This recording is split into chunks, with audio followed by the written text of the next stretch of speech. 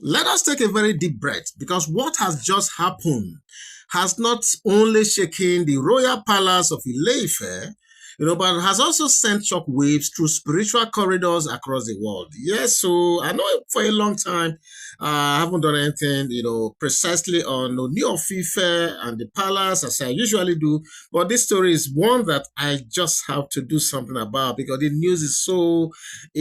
I'm just happy with this news, okay?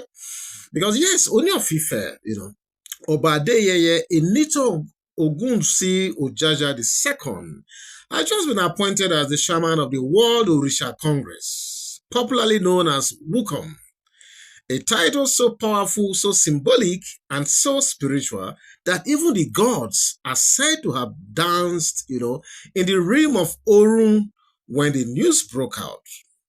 But what does this really mean? You want to know? Why is the entire Yoruba land buzzing?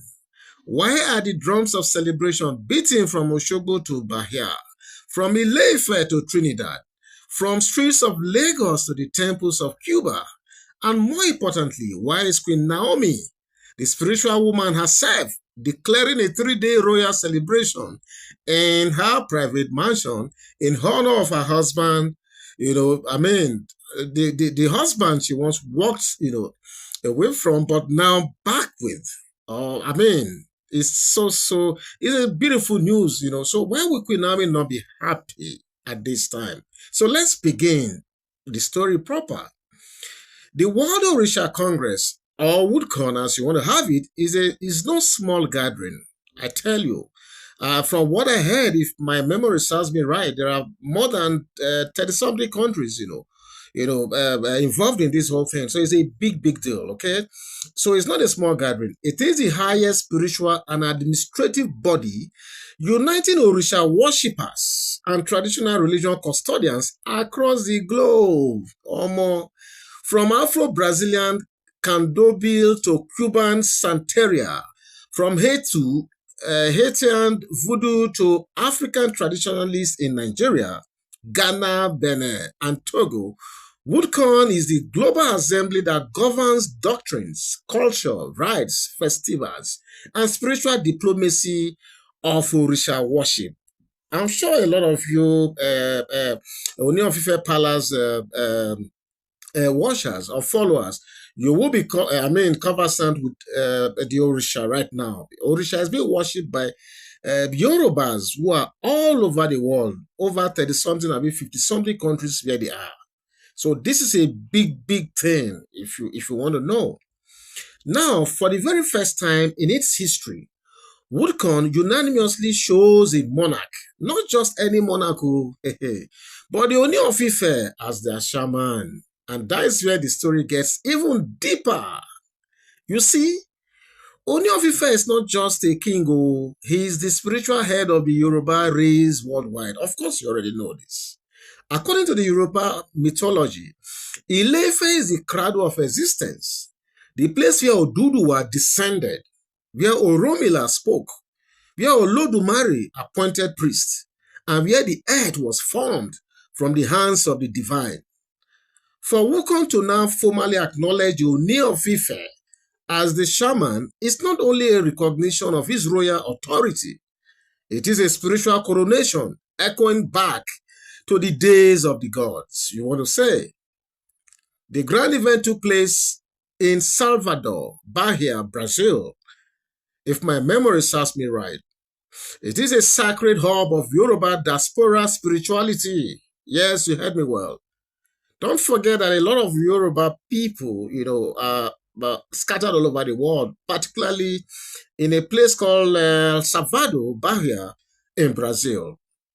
It happened just last week, according to this emerging story, during the annual Orisha Global Unity Conference, a spiritually charged event, that attracted over 300 traditional high priests, scholars, and kings from 26 countries. You heard me well. So it's a global collection of people, okay? So the moment the announcement was made, a long-standing Brazilian priestess of Yemaya fell into a trance.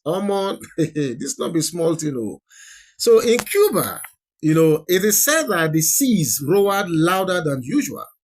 In Oshogbo, the sacred grove, reportedly saw spontaneous blooming of rare flowers, the next morning. Can you imagine this? But let's not pretend everyone is clapping, because as this news came out, while a lot of people were happy, celebrating, jubilating, there were a few that were not clapping and they were not happy, But, and according to what we are hearing, some of these people are right there in the palace. Because while Queen Naomi was rejoicing with thanksgiving prayers and sacred chants in her mansion, yes, that same mansion, the Ooni of Ife, reportedly built for her, where she has always remained for quite some time now. Other queens in the palace were in total disarray. One palace source revealed that uh, uh, uh, Queen Igbe, Auntie Igbe as they call her, stormed out of the private dining hall, furious that the Ooni of Ife had not consulted her before jetting off for the global conference. I mean, what is this? Another source alleged that a senior palace chief was overheard lamenting that Naomi was being spiritually positioned to return. And who would not see that? Who would not want this to happen? And who is not seeing these signs already? Naomi, was the first to congratulate Ooni of Ife with a public declaration and a 3-day celebration of royal thanksgiving involving chants, prayers, and display of rare sacred artifacts and special appeasement, and everything that needed to be done. She did all of them. And according to the story, she did some of these things in consonance, with the great Iyamifa, who went ahead to, do appeasement rituals to the Ogun, Shango, and Obatala combined together. Instead, says she even invited high-ranking Ifa priests and traditional rulers from Ekiti and Ondo, including a mysterious seer known only as Baba Imo, whose vision reportedly confirmed the Ooni of Ife's divine rise. Now, let's talk about why the Ooni was chosen. I know you'll be waiting to hear this one. Why was he chosen? This is not a political appointment, mind you. It is a spiritual elevation and through years of unseen work. Yes, you heard me well.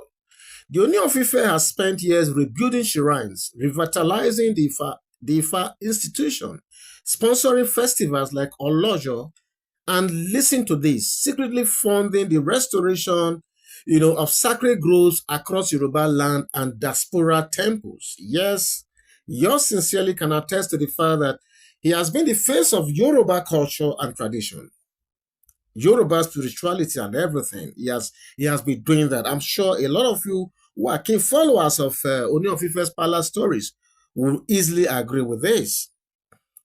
In 2019, the Ooni of Ife sent sacred white beads and anointed soil from Ile-Ife to temples in New Orleans and Havana.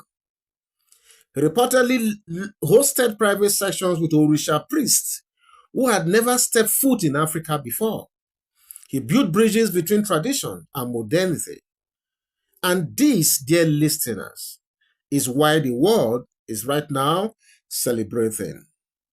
Because for the first time in centuries, the spiritual home of the Orisha has connected fully with its diaspora children. The shaman of WOOCON is now someone sitting on the ancestral throne of the Oduduwa. The axis of divine power has shifted, and it now centers fully in Ile-Ife. The way they see this thing, very soon, I can tell you that Ile-Ife is going to become something like Mecca, because this whole build-up, I can tell that this is what is going to climax to finally. Ile-Ife is going to become a sort of Mecca for all Orisha worshippers worldwide. And you don't want to believe the kind of economic boom that will happen in Ile-Ife, in Osun State and Nigeria by extension, when you see all these Orisha worshippers over 23, 33, maybe 50 something countries, trooping all over to Nigeria, to Ile-Ife, for some sort of pilgrimage in time to come. It's going to be a lot, I tell you. It's going to be a lot. So this appointment is not just about the Oni. It's about the Yoruba people reclaiming global spiritual leadership. So what does this mean for the future? Expect Ile-Ife to become the new Jerusalem of African spirituality. Expect a spiritual tourism boom. Yes, I said it. Mark it. Temples, scholars, film crews, and followers of African spirituality are already planning pilgrimages as I do this video, according to this story. There are whispers that UNESCO may soon declare more Yoruba religious landmarks as World Heritage Sites. Expect global dialogue on African spirituality to be hosted in Nigeria. And expect Queen Naomi to be at the center of it all, whether visibly or invisibly. If this one just is sweet me, sha. This one just is sweet me for our own dear Queen Naomi. Already, some Yoruba kings are murmuring. If you are secretly uncomfortable with the Ooni of Ife's growing influence, some accuse him of centralizing too much spiritual power. There are talks of quiet meeting in Oyo and Ijebu and other places. But one thing is clear, the gods have spoken. And if the gods speak, who are men to complain? I tell you, if God don't talk, who be men? Who be men? So as we wrap up this, this story, remember that this appointment, like I said, is not just a little, a little stuff. It is a sign of shifting tides, a spiritual awakening, a realignment of destinies. The world is watching, and Ooni of Ife is rising into a new era, not just as a king of men, but as a custodian of the gods. And as for Queen Naomi, don't blink. This may just be the beginning of the most mysterious and powerful royal return in Yoruba history. Yes, you heard me well. I cannot just wait for all this to happen already. Because if the gods are truly watching, they seem to be dancing to Queen Naomi's drums as well. And with this, I want to say, I'm going to leave this story here for now because I don't want to make it too long.